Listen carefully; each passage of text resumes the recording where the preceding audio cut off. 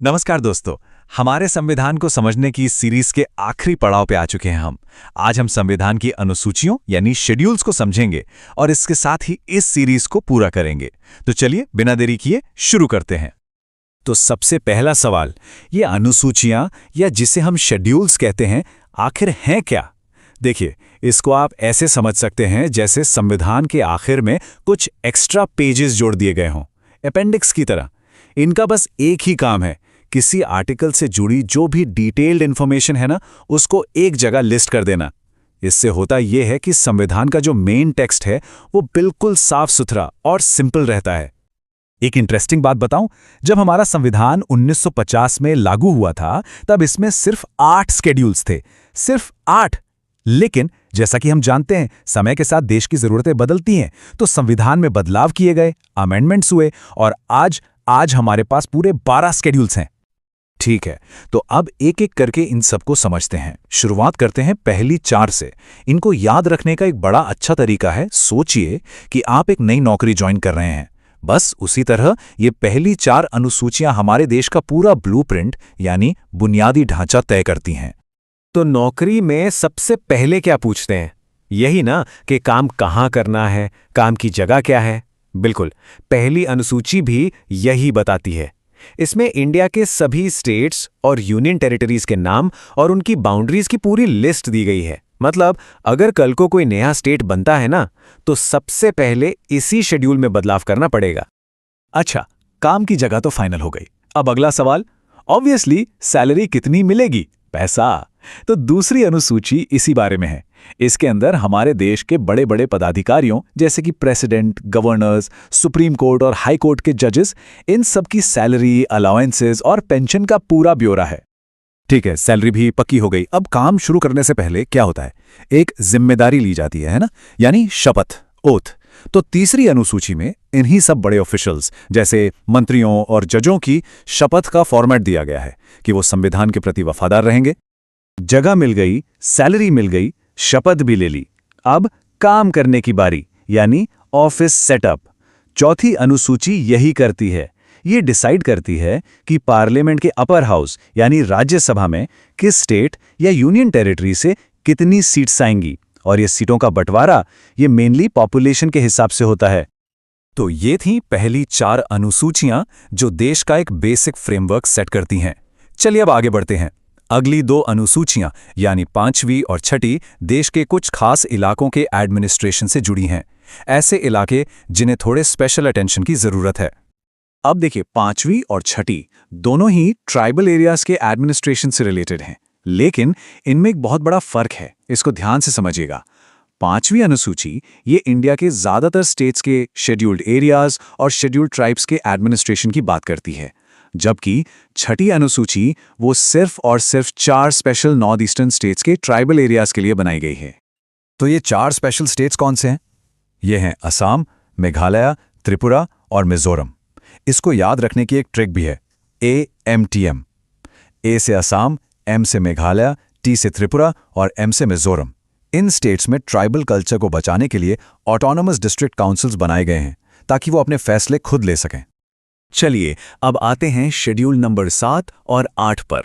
ये 2 शेड्यूल्स एक तरफ शक्तियों का बंटवारा करती हैं और दूसरी तरफ हमारे देश की भाषाओं का सम्मान। 7वीं अनुसूची ये बहुत बहुत इंपॉर्टेंट है। इसका काम है सेंटर और स्टेट गवर्नमेंट्स के बीच झगड़े को रोकना। कैसे?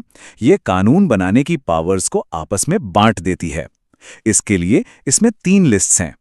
पहली यूनियन लिस्ट, इस पर सिर्फ सेंटर कानून बनाएगा। दूसरी स्टेट लिस्ट, इस पर स्टेट्स कानून बनाएंगे।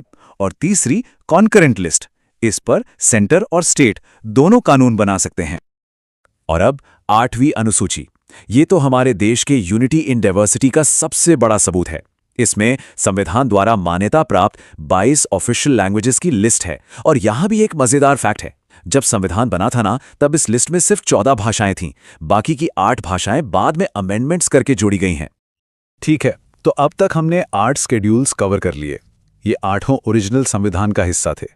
अब हम उन 4 शेड्यूल्स की बात करेंगे जिन्हें बाद में जरूरत पड़ने पर अमेंडमेंट्स के जरिए जोड़ा गया, क्योंकि देश के सामने नई चुनौतियां आ रही थीं। और यही चीज दिखाती है कि हमारा संविधान एक लिविंग डॉक्यूमेंट है जो वक्त के साथ खुद को बदलता है। देखिए, 9th शेड्यूल आई 1951 में, पहले ही अमेंडमेंट से, फिर 10th आई 1985 में और 11th और 12th को 1992 में एक साथ जोड़ा गया। 9वीं अनुसूची, इसको पहले ही अमेंडमेंट से इसलिए जोड़ा गया था ताकि लैंड रिफॉर्म्स यानी जमींदारी सिस्टम खत्म करने वाले कानूनों को कोर्ट में चैलेंज ना किया जा सके। उन्हें एक तरह का प्रोटेक्शन देना था। लेकिन हां, यह प्रोटेक्शन अनलिमिटेड नहीं है। सुप्रीम कोर्ट ने साफ कर दिया है कि 1973 के बाद इस लिस्ट में डाला गया कोई भी कानून अगर संविधान के बेसिक स्ट्रक्चर को तोड़ता है तो कोर्ट उसकी जांच कर सकता है। अब आती है 10वीं अनुसूची, जिसे हम सब एंटी डिफेक्शन लॉ या दल बदल विरोधी कानून के नाम से जानते हैं। ये 52वां अमेंडमेंट से आई। इसका मतलब बिल्कुल सिंपल है।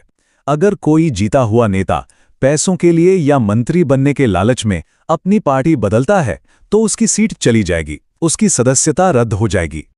और आखिर में 11th और 12th शेड्यूल, ये दोनों शेड्यूल्स लोकतंत्र को ग्रास रूट लेवल तक यानी गांव और शहर तक ले जाती हैं। 73rd अमेंडमेंट से आई 11th अनुसूची पंचायती राज के लिए है, यानी गांव की अपनी सरकार। उन्हें काम करने के लिए 29 सब्जेक्ट्स दिए गए हैं। और उसके ठीक बाद 74th अमेंडमेंट से आई 12th अनुसूची म्यूनिसिपैलिटीज के लिए है, यानी शहरों की लोकल गवर्नमेंट। इनके पास काम करने के लिए 18 सब्जेक्ट्स हैं। वाह, तो ये थी हमारी 12 की 12 अनुसूचियां। चलिए अब फटाफट एक क्विक रिवीजन करते हैं और फिर इनको हमेशा के लिए याद रखने की एक जबरदस्त ट्रिक देखते हैं। मेरे साथ एक रिदम में।